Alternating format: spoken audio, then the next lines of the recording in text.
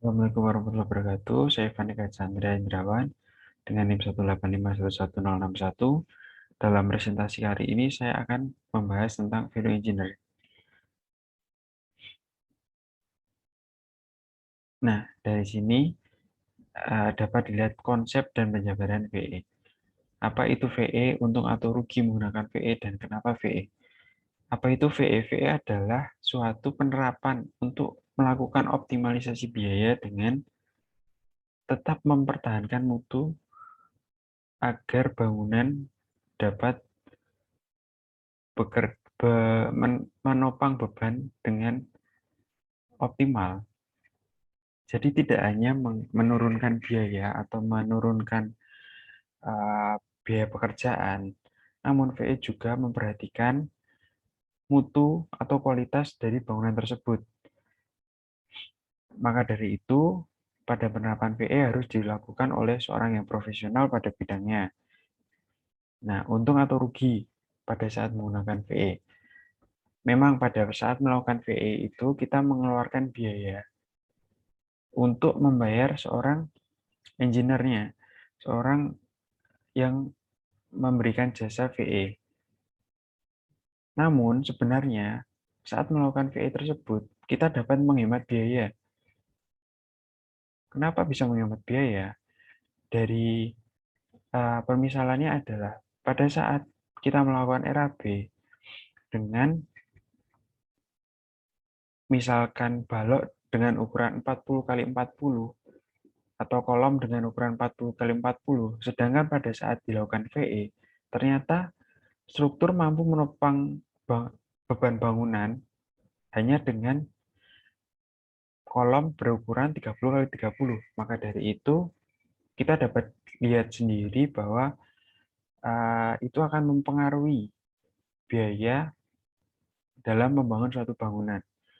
Jika suatu kolom tersebut memiliki kembar, memiliki persamaan dengan kolom lain atau biasa disebut kolomnya kembar dengan misalkan 100 kolom, maka pengurangannya itu ada pada 100 kolom tersebut, bukan hanya pada satu kolom tersebut.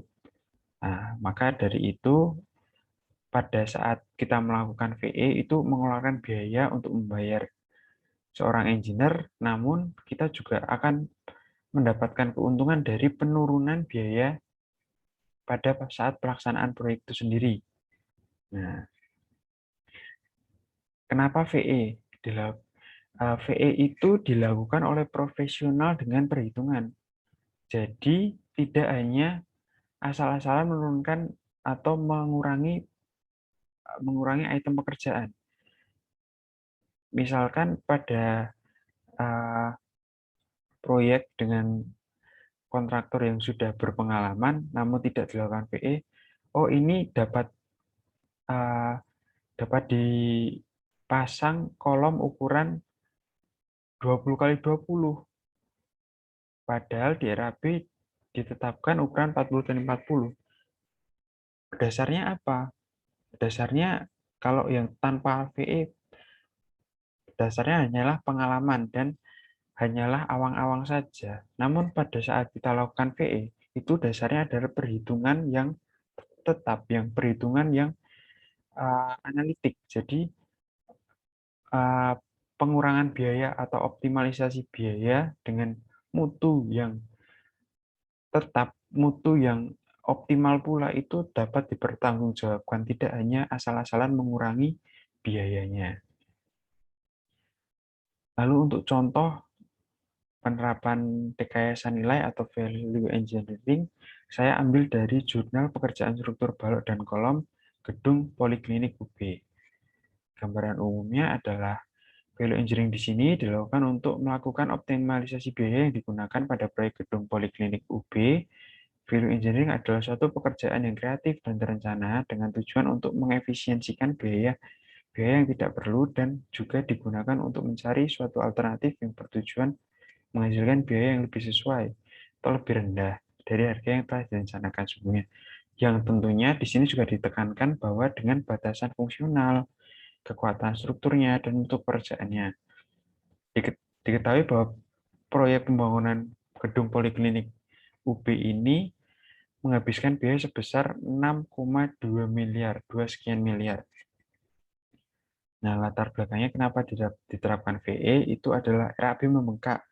Pada saat RAB membengkak, tentunya harus dilakukan optimalisasi game. Gimana caranya optimalisasi biar biayanya turun namun mutunya tetap? Itu akan dilakukan value engineering. Yang ketiga ada deskripsi dan informasi proyek. Untuk informasi proyek sendiri dapat dilihat bahwa jumlah total biayanya ada 6,6.209.128.956 rupiah. Nah, untuk pekerjaan dengan biaya paling tinggi terdapat pada pekerjaan struktur dan pekerjaan arsitektur. Namun akan dilakukan VE pada pekerjaan struktur. Kenapa? Karena pekerjaan struktur itu lebih menyeluruh daripada pekerjaan arsitektur. Pada saat kita mau-VE pekerjaan arsitektur, maka kita harus melakukan VE pada item yang banyak item. Misal keramik, terus misal di plafon, misal di genteng, dan lain-lain. Nah, itu akan melakukan akan terjadi banyaknya item yang akan di VE. Sedangkan pada pekerjaan struktur itu ada di pondasi, balok, kolom, plat lantai. Nah, itu lebih mudah dan lebih menyeluruh, lebih efisien. Namun lebih banyak dalam pengurangannya. Misal pada satu balok kita VE, maka tidak hanya di balok tersebut, namun di balok yang kembar dengan balok yang kita VE tersebut. Untuk ini ada uraian pada struktur pekerjaan strukturnya. Yang tertinggi terdapat pada kolom beton dan balok beton.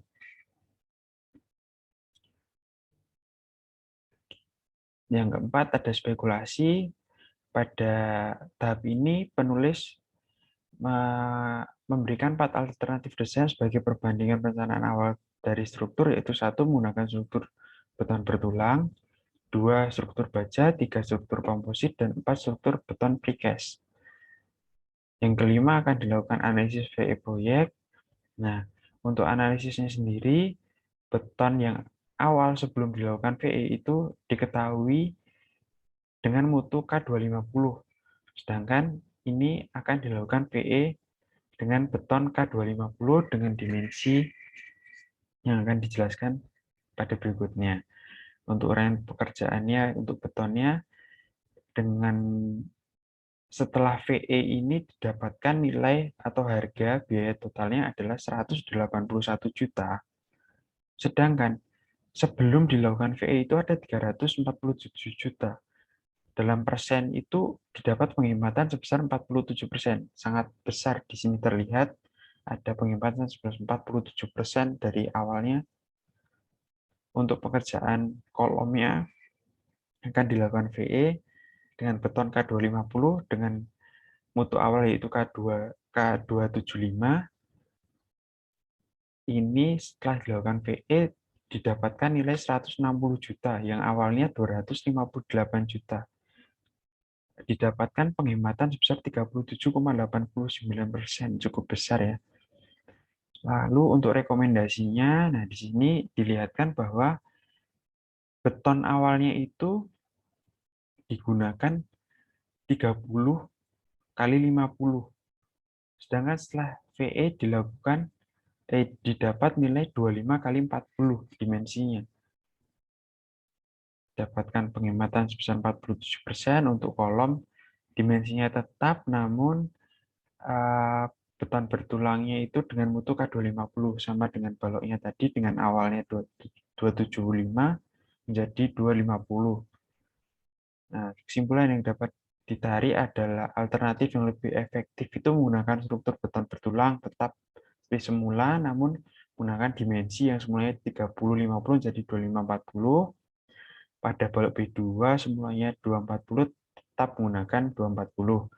Sementara pada kolom dimensinya tetap, namun digunakan mutu yang lebih rendah yaitu K250. kesimpulan kedua, berdasarkan alternatif terpilih beton bertulang dengan mutu K275 dengan biaya awal sebesar 600 juta 384.115 rupiah setelah dilakukan VE dengan mutu K250 diperoleh penghematan biaya sebesar 266 juta atau sebesar 43% penghematannya. Nah, untuk yang ketiga, kesimpulan ketiga adalah biaya perencanaan awal atau sebelum dilakukan VE sebesar 6 miliar 209.128.956 rupiah dan sesudah dilakukan VE itu sebesar 5.944.784.662 rupiah atau sekitar 4,25%. Untuk persennya memang kecil, namun ini untuk biaya totalnya itu ada penghematan sebesar 266 juta. Itu cukup besar pada penghematan struktur itu sendiri. Nah, terima kasih cukup sekian presentasi dari saya. Kurang lebihnya mohon maaf. Wassalamualaikum warahmatullahi wabarakatuh dan jangan ragu untuk menggunakan VE karena VE itu sangatlah berguna dan sangatlah mendukung dalam penghematan yang optimal, tidak hanya penghematan yang hanya asal-asalan, namun penghematan dengan dasar yang pasti. Terima kasih. Wassalamualaikum warahmatullahi wabarakatuh.